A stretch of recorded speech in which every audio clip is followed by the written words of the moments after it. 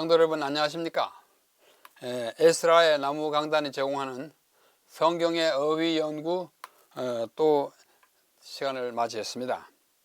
이 성경의 어휘 연구를 하는 목적에 대해서는 누누이 말씀했습니다. 단어의 성경적 의미를 파악하는 것입니다. 일반적 의미, 사전적인 의미 말고 성경이 말하는 의미를 찾아서 그 본문의 정확한 이해를 추구하고 결과적으로 바르고 건전한 성경 신학을 수립하는 데 그 목적이 있습니다. 오늘은 155번째 시간으로 결혼의 의미와 종류에 대해서 함께 공부합니다.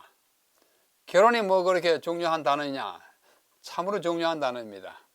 성경이 말하는 결혼의 의미는 일반적으로 문화나 관습이 또 사회생활이 기대하는 결혼의 개념과는 사뭇 다른 특별한 측면들을 가지고 있기 때문입니다. 그래서 그 결혼의 의미를 먼저 보고 또 여러 가지 종류를 생각해 보는 것입니다. 이 결혼의 가장 기본적인 우리의 정서는 뭐냐면 사랑입니다. Heart, 사랑이죠. 사랑이 없으면 결혼이 성립하지 않고 결혼했더라도 사랑이 식으면 문제가 발생하는 것입니다. 그래서 여기에 Heart를 여러분에 보여드립니다. 먼저 이 결혼의 일반적인 의미가 무엇인지 다 아는 것이지만 살펴보겠습니다. 사전을 펴보면 결혼은 남녀가 정식으로 부부관계를 맺는 것을 결혼이라고 합니다. 혼인이라고 하고 그 반대는 이혼입니다. 헤어지는 것입니다. 영어로 결혼, marriage, 이혼하는 것은 divorce 이렇게 말하지 않습니까? 일반적인 의미의 결혼은 문화와 관습 그리고 사회적, 정서적, 생리적 필요에 의해서 남녀 간의 결합을 또는 계약, 약속하는 것을 결혼이라고 합니다. 뭐 어디에나 다 통하는 개념이요 정의라고 할 수 있습니다. 그러나 계약이 파기되거나 서로 약속하고 결혼을 해 살다가 서로 그 약속을 어겨버리는 것입니다. 파기하고 결혼을 취소하고 또 무효화시키는 일이 왕왕 생깁니다. 그렇게 되는 것이 현실이에요. 오늘날 결혼하여 이혼하는 이혼율이 4쌍 결혼하면 2쌍 이상이 이혼하는 시대라고 합니다. 뭐 절반이 결혼했다가 서로 파기하는 그런 시대에 들었는데 그거 다 이제 불행의 한 일면이라고 생각합니다. 한쪽에 불성실하거나 결혼 약속을 어긴다거나 또 외도를 한다거나 서약을 위반함으로 다른 쪽이 소송을 제기해가지고 법적 판단을 받아가지고 뭐 합의 이혼하라 이렇게 하는 경우도 있습니다. 다 바람직한 건 아니에요. 이상적인 것은 끝까지 함께 해로하는 것입니다. 자, 성경이 말하는 결혼의 의미가 무엇일까? 기본적인 개념은 같습니다. 남녀가 합하여 한 가정을 이루는 것. 태초에 하나님이 세우신 제도로서의 결혼은 다음과 같은 특성과 목적을 가지고 있습니다. 이것이 공통적인 면도 있고 일반적인 의미와 또 다른 면이 있습니다. 한 남자와 한 여자 사이의 언약 관계이다. 이거는 아까 일반적인 개념과 같은 것이라고 할 수 있습니다. 그 다음에 성경은 말하기를 생육하고 번성하라 그랬습니다. 남자와 여자를 만들어 놓고 다시 말해서 자녀를 낳고 이 땅에 인구가 많이 생기게 하라. 이런 것이 하나님의 뜻이에요. 자녀의 생산으로 대를 이어가는 것이 하나님의 뜻입니다. 결혼관계를 통해요. 셋째는 독처, 홀로 사는 것이 좋지 아니하므로 친교를, 인간은 사회적 동물이라고 그러지 않습니까? 같이 상대가 있어서 같이 말도 나누고 대화하고 또 같이 일도 하고 이렇게 해야 사람이 그 정서적 안정과 또 살아가는 삶의 보람을 느끼는데 그 친교를 나누기 위해서 결혼을 하게 하는 것입니다. 또 공동의 목적을 가집니다. 가정, 이 home이라는 뜻이 아니에요. 이거는 가정, home economics. 이게 뜰정자를 쓰면은 home이고 이게 정사정자, 정치라는 정자 할 때 가정은 가정을 다스리고 가정을 꾸려나가고 가정을 이어나가는 것입니다. 대학에 가정학과가 있지 않습니까? 그거는 그냥 홈 디파트먼트가 아닙니다. 홈 이코노믹 디파트먼트예요. 가정학과를 이겼습니다. 뜰정자를 쓰면 맞지 않습니다. 그래서 그는 가정을 함께 가정을 꾸려나가는 그 법을 배우는 것이 가정학이에요. 그래서 공동의 목적을 예배도 하나님은 우리를 예배하게 하는 그런 존재로 했는데, 혼자 예배하지 않고 둘이 예배하게, 가족과 예배하게 하는 것이 하나님의 뜻이에요. 성경적인 목적의 의미예요. 목적을 가지고 있다고 그랬죠. 그 다음에 통치를, 자연계를 같이 통치합니다. 다스리라 그랬어요. 남자 혼자 못 다스립니다. 여자 혼자 못 다스립니다. 그 다음에 다섯 번째가 가장 성경적으로 중요한 것입니다. 서로에 대한 신실함과 희생적인 사랑과 기쁨을 통하여 그리스도와 교회의 관계를 반영하고 실천하는 것입니다. 이따가 성경 말씀을 직접 읽어드리겠습니다만, 남편들아 아내를 사랑하라, 또 아내들아 남편을 존경하라, 복종하라. 내가 그리스도와 교회에 대해서 말하는 거다. 우리가 남편과 아내로서 가정을 꾸려나가고 서로 사랑하고 존경하고 또 희생하는 것은 그리스도께서 교회가 그리스도의 신부예요. 아내예요. 그 관계를 실천해 나가는 것이다. 이런 목적을 갖고 있는 것이 성경적 의미의 결혼입니다. 결혼 제도는 사회적 또는 정치적 제도들이 생기기 이전에 제일 먼저 생긴 제도가 결혼이에요. 아담과 하와를 만들어 놓고 다른 건 아무것도 없고 둘이 결혼시켰어요. 창세기 2장에 보면 결혼시켰습니다. 모든 제도에 선행하는 것입니다. 다시 말해 결혼 제도는 하나님이 친히 제정하신 것이고, 인간의 타락 전에 에덴에서 시작된 것이고, 성경절 다음에 보면 분명해집니다. 창세기 1장 26, 27은 인간을 창조할 때 성경 기록이에요. 하나님이 이르시되 우리의 형상을 따라 우리의 모양대로 우리가 사람을 만들고, 이 사람은 남자 여자를 같이 통칭하는 것입니다. 그들로 바다의 물고기와 하늘의 새와 가축과 온 땅과 땅에 기는 모든 것을 다스리게 하자, 통치하게 하자. 인간은 만물의 영장으로서 모든 무생물을 다 다스리는 책임이 있고 그 특권을 가지고 있어요. 하시고 하나님이 자기 형상 곧 하나님의 형상대로 사람을 창조하시되 남자와 여자를 창조하시네. 남자와 여자는 둘 다 사람에 포함되는, 사람은 통칭입니다. 남자 여자 합쳐가지고 사람을 만드셨는데 어떻게 만드냐? 남자 여자를 만들었기 때문에 같이 어울려 살게 하신 것이다 하는 것입니다. 또 그 다음 절 1장 28절에 보면 하나님이 그들에게 복을 주시며 하나님이 그들에게 말씀하기를 생육하고 번성하여 땅에 충만하라. 명령이에요. 땅을 채워라. 사람으로 채워라. 그 다음에 땅을 정복하라. conquer, 정복하라. 자연은 사람이 정복하게 되었습니다. 자연이 사람을 정복하면 그건 재난이 되죠. 또 다음에 뭐야? 바다의 물고기와 하늘의 새와 땅에 움직이는 모든 생물을 다스리라. 룰하라고 해요. 룰하는 거예요. 이 세 가지 명령, 충만하라, 정복하라, 다스리라 하는, 이걸 우리는 문화혁명이라고 합니다. 문화명령이라고 합니다. cultural mandate라는 명령이에요. 인간에게 이 명령, 문화는 뭐야? 글을 그러니까 글로서 깨우쳐가고 더 잘되게 살아가는 걸 이렇게 문화한다 그러지 않습니까? 그렇게 하도록 다스리고 정복하고 땅에 충만하고 하는 이런 명령을 하나님으로부터 받았는데, 그 명령을 사람들은 그렇게를 cultural mandate라 이렇게 말해요. 문화명령이라고 합니다. 그 다음에 2장에 들어가 보면 여호와 하나님이 그 사람을 이끌어 에덴 동산에 그것을 경작하게, cultivate나 culture나 같은 어원을 씁니다. 경작하고 문화하고 잘 사는 환경으로 만들어가는 그 책임을 누구에게 놨어요? 사람에게 말해요. 2장 18절에 여호와 하나님 말씀, 사람이 혼자 사는, 아까 한자말로 독처하는 것이 좋지 아니하니 내가 그를 위하여 돕는 배필을 지었겠다 합니다. 이 돕는 배필이 히브리 말로 에이젤 그넥도라 그래요. 에이젤이라는 말은 도움. 여러분 에벤 에셀 아시죠? 도움의 돌. 에셀은 도움이에요. 에셀 그예요. 돕는 자. 마치 내게도라는 말은 여기 들어 companion, partner, 동료, 또는 동반자로서 돕는 자입니다. 많은 사람들이 이 사람이 독처하는 게 좋지 않은데 돕는 배필, 돕는다 하니까 여자는 남자를 돕는 존재구나. 마치 운전수 밑에 있는 조수 같구나. 그거 아니에요. 돕는다고 낮은 건 아닙니다. 낮을 때도 있어요. 아버지가 아들을 돕는다 하면 아버지가 아들보다 낫습니까? 아니잖아요. 돕는 것은 어디서나 도울 수 있어요. 여기 돕는다 해가지고 여자는 남자 밑에다, 그 절대 아닙니다. 동반자의 컴패니언, 파트너입니다.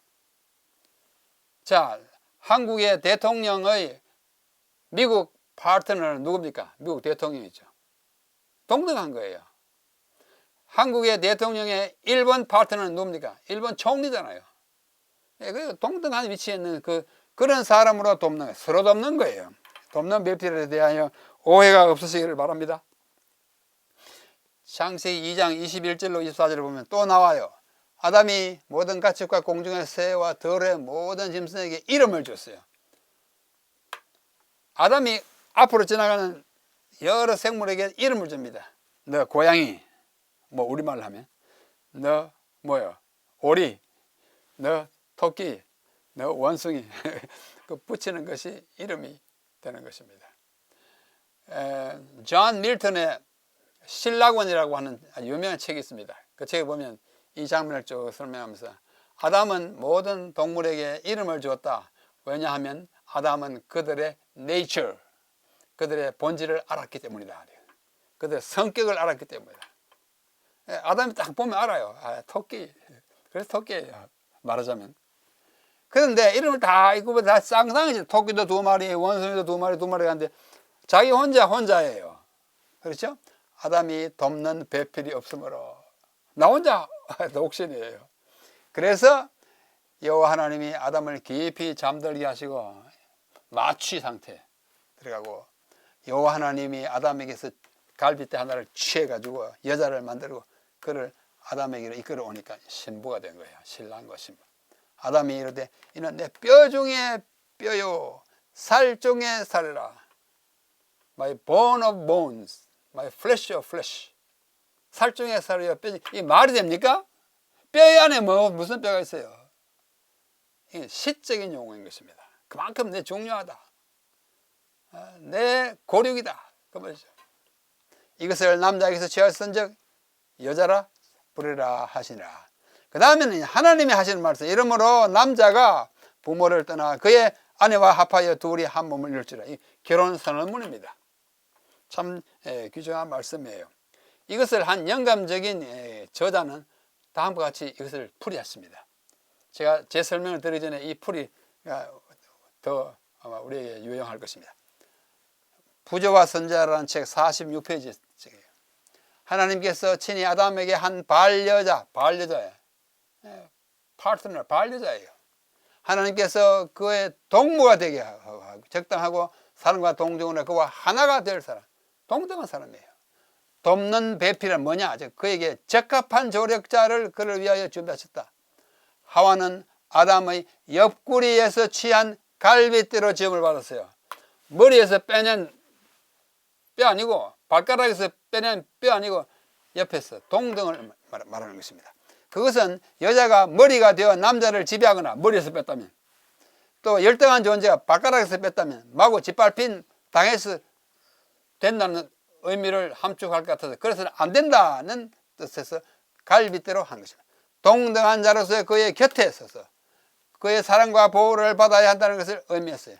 그의 뼈 중에 뼈요 살 중에 살이면 남자의 한 부분인 그 여자는 그의 제2의 자아였다. 얼마나 좋은 말씀이에요. 남편 여러분, 아내를 너무 무시하지 마십시오. 제2의 자아입니다.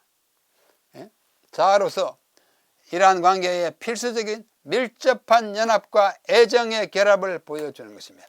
누구든지 언제든지 자기 육체를 미워하지 아니하고 오직 양육하여 보호하나니. 에베소 5장 29절의 말씀을 인용하면서 부조와 선지자에 이렇게 기록해 놓았습니다. 참 좋은 말씀이에요. 아주 영감적인 해설입니다. 또 이어서 그 저자는 같은 페이지에 이러므로 남자가 부모를 떠나 그의 아내와 합하여 둘이 한 몸을 이룰지라. 성경 창세기 2장 24절에 인용한 다음 그 책 인용했어요. 그 다음에 또 계속해서 말 하나님께서 최초의 결혼을 주례하셨다. 이게 주례 선언문입니다. 하나님이 아담과 하와를 딱 앞에 놓고 둘이 한 몸 살라고 주례하신 거예요. 결혼 주례하는 거 많이 보셨죠? 예, 그렇게 했다고요. 그러므로 이 제도는 제도 창시자는 우주의 창조자시다. 혼인은 귀한 것이고 이것은 하나님께서 사람에게 주신 최초의 선물들 중에 하나입니다. 최초의 선물이 사실 결혼이에요. 그 다음에 선물은 안식일이에요. 그죠? 하나님께서 타락 후에 아담이 낙원의 문들 저편에 안에서 가져온 두 제도 중에 하나, 안식일과 결혼이에요. 이러한 관계에 있어서 하나님의 원칙을 인정하고 순종할 때에 결혼은 축복이 된다. 그것은 인류의 순결과 행복을 수호하고 사람의 사회적 필요를 채워주며 육체적, 지적, 도덕적 본성을 향상시킨다. 매우 은혜스러운 말씀입니다. 자, 그러면 이 결혼에는 어떤 결혼들이 있는가 대충 살펴보겠습니다. 결혼에는 뭐 재혼이 있어요. 남편과 아내가 죽으면 다시 하는 결혼, 재혼이에요. 그 remarriage라고 그러고 비거미라고 합니다. 디거미라고 그래요. 디거미. 이 가미 있는 것은 가미는 헬라어로 가모스가 결혼이에요. 디거미, 듀트로거미 두 번째 결혼, 두 번째 결혼이라는 뜻은 재혼이고 단혼, 결혼을 한 번만 해라. 한꺼번에 두 사람과 결혼하지 말아요. 일부일체를 말합니다. 그거는 모노가미 이렇게 말합니다. 영어 공부 좀 하겠습니다. 자, 그다음에 중혼이 있어요. 한꺼번에 두 사람과 결혼. 이 사람과 살면서 다른 사람과 또 결혼해. 그러면 안 돼요. 나 총각이라고 속인 사람, 그 사람은 안 되는 겁니다. 일부, 이처 동시에 일부, 이처 안 돼요. 일처, 이부도 안 돼요. 그렇죠? 한 여자가 두 남자, 한 남자가 두 여자를 거느리는 이중 결혼, 이거는 비거미라고 합니다. 비거미. 얼른 보면 바이가미 같지만 바이가미가 산사지 보면 비거미라고 읽습니다. 그 다음에 일부 다츠가 해서 남편은 하나인데 부인이 여러 사람을 갖다가 폴리지니라는, 지니라는 말은 여자를 말해요. 다수의 여자를 취하는 남자. 그 다음에 한 여자가 다수의 남편을 맞이하는 거예요. 폴리앤드리라고 그래요. 앤드리는 남자고 지니는 여자예요. 합쳐가지고 폴리거미 이렇게 표현합니다. 네. 한 사람이 아니면 두 사람 이상과 결혼하는 어떤 사람, 남자든 여자든지 간에 그래 폴리거미. 이건 다 하나님이 인정하지 않는 거예요. 그 다음에 지난 시간에 우리가 공부한 형사 취수가 있어요. 형이 죽거든 아내가 그 형수를 취하여 형을 위해서 아들을 낳아주라. 특별한 결혼이 있습니다. 자, 이런 것이 있다는 거예요. 따따부터 하기 전에. 자, 그 다음에는 이혼도 있고 재혼도 있고 화혼. 다른 사람이 결혼을 아주 존귀하게 여기서 부를 때 화혼이라고 합니다. 은혼 25주년 기념, 금혼 50주년 기념, 회혼 환갑이 60년 된 결혼식, 조혼 일찍 하고 만원 늦게 하는 건데. 그 다음에 동성결혼이 있어요. 이거 참 병폐입니다. 오늘날 우리 한국에서도 자꾸 동성결혼을 인정하자는 법 제정을 하려고 하는데 아주 창조주의 뜻에 역행하는 거예요. 남자와 남자 결혼하고 여자와 여자 결혼하는 그거는 하나님 인정하지 않는 거예요. 근친결혼, 아주 혈연적으로 가까운 사람과 결혼하면 이제 그 후손이 열성으로 나타납니다. 그건 이제 유전학적으로 그런 병폐가 있기 때문에 하지 말자 하는 것이고, 비밀 결혼 무슨 이유가 있는지 모르지만 이것도 결혼은 사람들 앞에 이렇게 공표하는 것이니까 비밀 결혼은 그렇게 바람직한 것이 아니에요. 영혼 결혼을 했어요. 둘이 사랑하다 한 사람이 죽었다. 그 영혼과 결혼하는 것은 이건 성경의 뜻에 맞지 않습니다. 죽으면 산 사람도 죽으면 다른 사람과 결혼하는데 결혼하지 않은 사람이 죽었다. 그 영혼과 결혼하는 것은 별로 의미가 없고, 그 다음에 정략 결혼 뭔지 아시죠? 그 다음에 강제 결혼 뭐 이런 건 다 아주 좋지 않은 결혼. 국제 결혼 뭐 이건 괜찮아요. 국제 결혼이 뭐 나쁜 게 하나도 없습니다. 그러나 이제 문화적으로 다르고 언어가 다를 때 여기는 불편이 있다는 것은 이해하고 결혼하는 것이 좋습니다. 그다음 합동 결혼도 뭐 있을 수 있고, 불신자 결혼, 한쪽은 신자인데 한쪽은 불신자다. 이게 참 문제입니다. 이렇게 하면 많은 어려움이 생겨요. 내가 이제 나는 예배한 이 사람은 불신자니까 딴 일 하고 있고, 뭐 아주 문제가 생겨요. 그 다음에 인종간 결혼, 이것도 괜찮아요. 흑인과 백인 결혼하는 것이 뭐 많습니다. 이게 괜찮아요. 그러나 이제 문화적인 차이 때문에 약간의 그런 마음 쓰는 일이 생길 수 있다는 것은 이해해야 할 것입니다.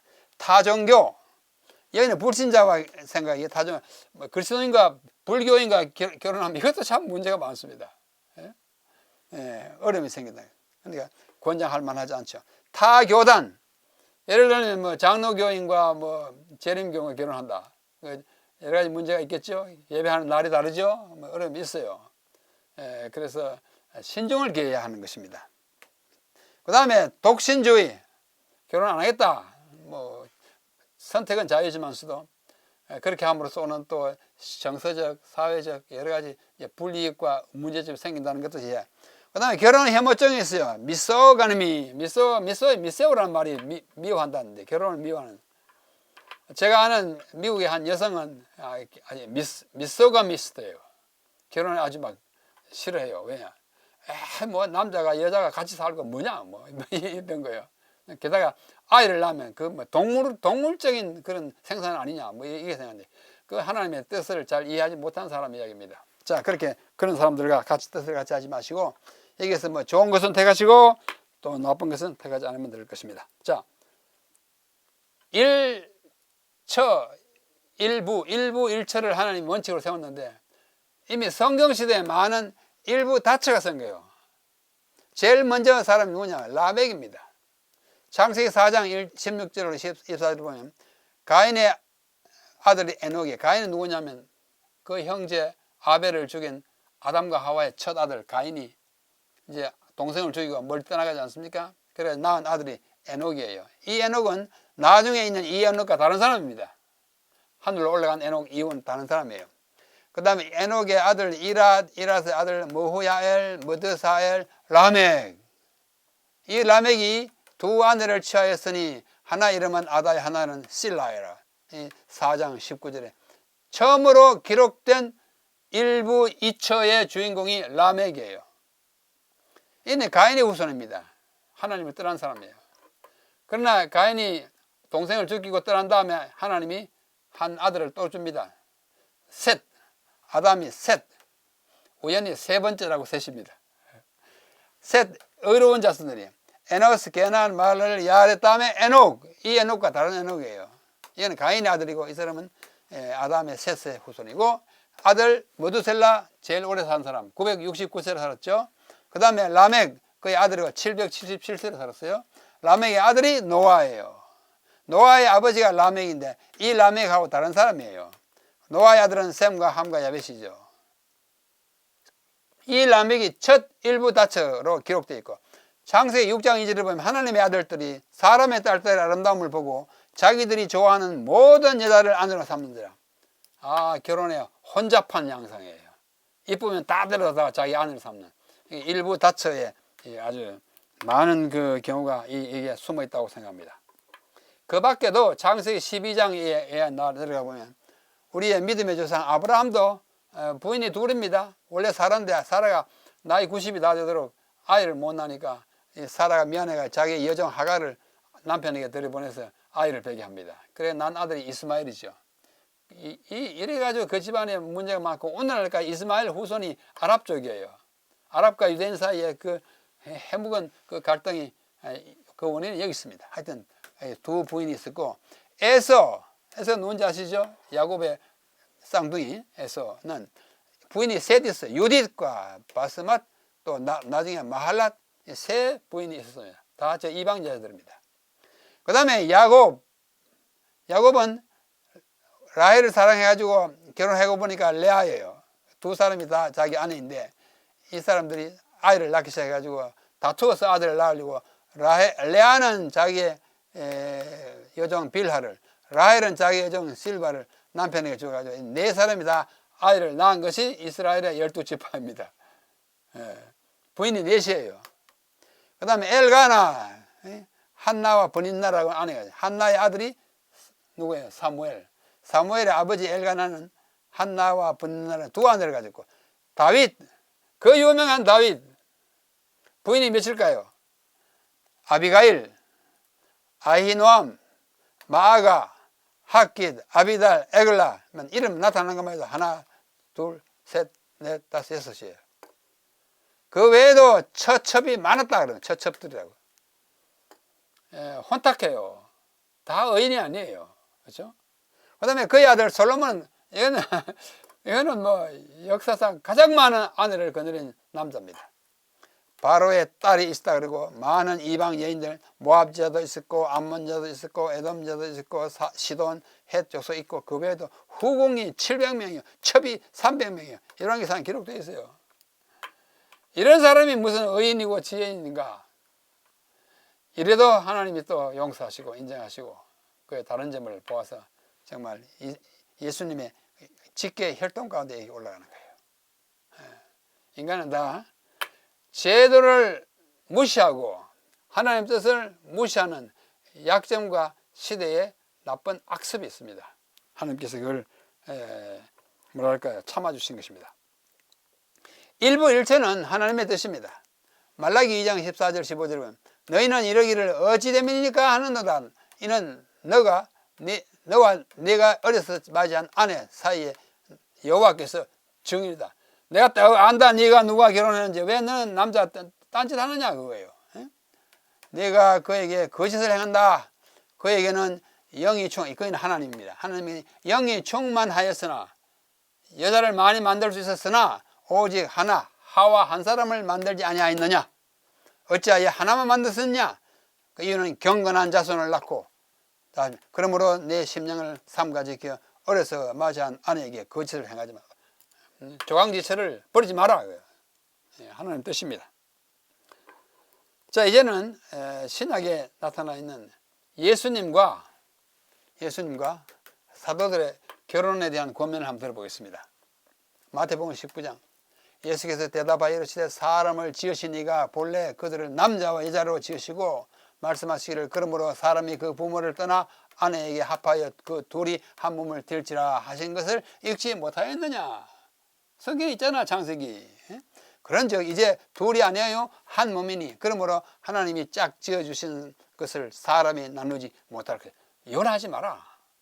참고 잘 살아라. 약속을 지켜라. 여쭤보되 그러면 어찌하여 모세는 이혼 정서를 주어서 버리라 했습니까? 오경에 보면 그렇게 나와요. 네가 아내를 버리려거든 이혼 정서를 써줘서 네가 이혼한 사실을 알아서 그 사람이 다른 남자를 찾아서 결혼하게 하라. 그렇게 했어요. 왜 그렇게 했습니까? 하나님 예수님 말씀하십니다. 모세가 너희의 마음의 완악함 때문에 아내 버림을 허락하였거니와 본래는 그렇지 아니하다. 하도 심령이 못돼가지고 여자들을 무시하고 버리고 가니까 그럼 이왕 그럴 바에는 이혼 정서라도 써줘라. 여자가 다시 회성의 기회를 그렇게 한 것이 처음부터 누구든지 뭐 이혼을 하라 그게 아니다 그거예요. 내가 너에게 말하는 누구든지 음행한 이유 외에 아내를 버리고 다른 이에 장가가는 자는 간음합니다. 그렇게 하지 마라 이렇게 말씀하십니다. 자, 여기 바울은 고린도후서에 이렇게 말합니다. 내가 자녀에게 말하듯이 말하노니 보답하는 것으로 너희도 마음을 넓히라. 너희는 믿지 않는 자와 멍에를 함께 하지 마라. 멍에가 뭐예요? 소가 두 마리 같이 일할 때 이 목에 이렇게 거는 나무 있잖아요. 그게 멍에를 같이 하면 같이 가야 밭을 갈 수 있어요. 믿지 않는 사람 해놓으면 어떻게 이 사람은 딴 거 하고 나는 예배도 안 가고 이게 멍해가 맞잖아요. 그럼 믿지 않는 자 불신자와 결혼하지 말라고요. 의와 불법이 어찌 함께하며 빛과 어둠이 어찌 사귀며 그리스도와 벨리알은 사실 나쁜 신이에요. 미 어찌 조화되며 믿는 자와 믿지 않는 자가 어찌 서로 관계하며 하나님의 성정과 우상이 어찌 일치가 되리요. 우리는 살아계신 하나님의 그러므로 어떻게 결혼할 때 잘 생각해서 신앙이 같은 사람과 결혼하는 것이 가장 행복하고 안전한 길이다 이렇게 권면하는 것입니다. 또 에베소 5장에 보면 결혼에 대한 가장 중요한 말씀이 있어요. 아내들아 자기 남편에게 복종하기를 주께 하라. 복종해요. 순종보다는 복종이 더 철저한 순종입니다. 그렇죠? 복종하라고 했어요. 이는 남편이 아내의 머리됨이 그리스도께서 교회의 머리됨과 같다. 그가 바로 몸의 구준이라. 그러므로 교회가 그리스도에게 하듯 아내들도 범사에 자기 남편에게 복종하라. 복종하라는 말을 두 번을 합니다. 그러면 남편들이 아주 좋아하죠. 아내가 내게 복종하겠다. 너무 좋아하지 마세요. 그 다음 읽어보면 남편들 정신 바쳐 살아야 합니다. 남편들아 아내 사랑하기를 그리스도께서 교회를 사랑하고 그 교회를 위하여 자신을 주신 것 같이 죽도록 사랑할 수 있냐 이거예요. 복종하라 보다는 자기를 몸을 죽는데 내주라는 것이 더 어려워요. 서로 사랑하는 것입니다. 이와 같이 남편들도 자기 아내 사랑하기를 자기 자신과 같이 할지니라. 자기 아내를 사랑하는 자는 자기를 사랑하는 것이다. 그러므로 사람이 부모를 떠나 그 아내와 연합하여 둘이 한 육체가 될지니 이 비밀이 크도다. 이 비밀은 무슨 비밀이냐? 내가 지금 남편과 아내에 대해서 말하지만 실상은 뭐요? 나는 그리스도와 교회에 대하여 말하는 거야. 남편과 아내의 관계는 그리스도와 교회의 관계다 그거예요. 그거 알고나 결혼하라 이런 뜻입니다. 그러므로 예수님이 에이 나 귀찮다 십자가가 뭐지 이러면 우리 구원이 다 허사로 돌아갑니다. 나 이 여자하고 안 살겠다 이러면 이 어떻게 돼요? 우리가 구원받은 사람으로서 예수님을 정말로 무시하는 거죠. 자, 골로새 3장에도 히브리서 13장에도 아내들아 복종하라, 남편들아 사랑하라, 결혼을 귀히 여기라, 남편들아 베드로서 지식을 따라서 너희 아내와 동거하고. 성적인 폭행을 가하면 안 돼요. 아무리 결혼하는 관계지만도 이 지식을 따라서 해야 합니다. 그를 아내를 더 연약한 것이요 생명의 은혜를 함께 이어받을 자로 알고 귀히 여기라. 우리보다 체력이 약하다 해가지고 막 윽박 지르면 안 되는 것입니다. 자, 오늘의 말씀을 요약하겠습니다. 5마디로 요약합니다. 첫째, 결혼은 태초에 하나님이 제정하신 제도입니다. 잊지 마십시오. 하나님이 제도다. 성숙한 한 남자와 한 여자가 동등한 위치에서 합하여 서로 보완하고 협력하고 가정을 이루는 것, 이것이 결혼이에요. 아, 내 종이 하나 들어온다, 그거 아니에요. 아이고 내 상전이다 막 죽도 떠받들자, 그것도 아니에요. 떠받드는 좋죠. 존경해야죠. 그러나 서로 그렇게 하는 것입니다. 결혼은 언약 관계로서 서로에게 신실하고 서로를 신뢰하고 사랑하고 존경하는 평생의 관계예요. 이혼하지 말라. 그 다음에 일남일녀의 결혼이 창조자가 세우신 대원칙입니다. 일부 다처, 그 반대로 일부 일처 다부는 그릇된 관습이에요. 그것은 결코 우리가 따르지 않아야 하고, 국가가 그런 법을 제정하려고 할 때 우리는 반대 의견을 분명히 하는 것이 좋습니다. 마지막으로 결혼은 그리스도와 교회의 관계를 표상하는 것이기 때문에 내가 결혼 관계를 잘 유지함으로 그리스도께서 교회를 끝까지 사랑하시는 것을 믿고 그대로 연습 따라하는 것이라는 사실을 염두에 두고 살아야 하는 것입니다. 결혼하신 분들은 앞으로 잘 살아면 되고, 아직도 결혼하지 아니하신 분들은 오늘의 이 말씀을 깊이 생각하시고 꼭 믿지 않는 자와 멍해를 함께 하는 것이 얼마나 고통스럽고 문제를 가져올 것인지 깊이 생각한 다음에 꼭 주 안에서 결혼을 하고 믿음이 같은 분들과 결혼해서 한 번 한 약속은 죽도록 지키고 끝까지 변치 않는 그런 사랑을 함으로써 그리스도와 교회에 대한 그 굳은 관계를 몸으로 실천하는 그런 결혼 삶, 그런 행복이 여러분의 것이 되기를 간절히 바라면서 오늘 155번째 결혼의 의미와 종류를 강의를 여기서 마치겠습니다. 다음에 또 다른 주제를 가지고 여러분을 모시겠습니다. 안녕히 계십시오.